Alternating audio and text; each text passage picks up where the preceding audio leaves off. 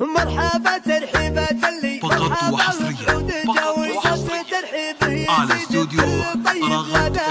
في حفل سباق طيبه راهي الراس الغناوي لواعد تفعول ضريمة قضيته لانتهيته للطلب أو تشاعر من تقلها مدمتي 0576760603 أو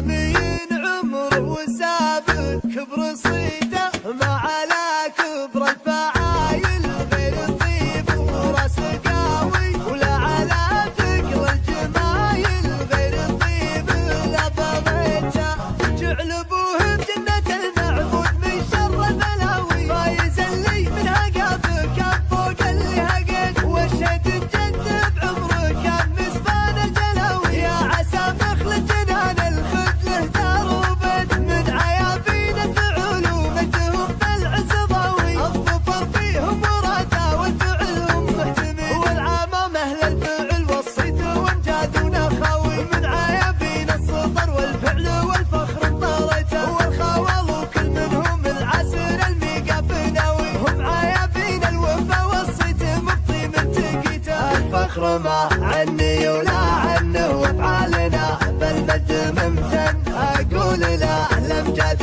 عيباني وتقول والله والنعم من عيباني مرقى فعال الطارح كسبها بالقلب وافعال من كثر ما هو مرتقي القم تقول كأنه مرتقي الحال جيت شاعر من تقلها ما جيت تساوي لو يموت الشعر والله ببصمتي كنت حيد عاد والليله كريمه الجافع زاد خطا عندما جوبي وقفت ولجل ميقاف وفيت مرحبا ترحيبه اللي مرحبا وبعود جاو صوت الترحيب يزيد بكل طيب لا دعيت في حفل سباق طيب وهي الراس الغناوي لو اعد دفع ضريبه قضيت وانتهيت والله اني دون وجه مثل ميقاف حماو جيت كل ليله اللي دايم لو يضيق العلم جيت اقرب حساب الفعايل والبس البشت الحساو يا ابو وقفات تشرف بجمايل انهقيت اشهد انه سيف فعل لبدا صوت العزاو يوقف افصل بظروف وكل ما تنته لقيت ضاري اللي فيها باهي قمه العز الرها والصير مين يعتزي بالطيب لا منك تخيل وقفته تاج للعماس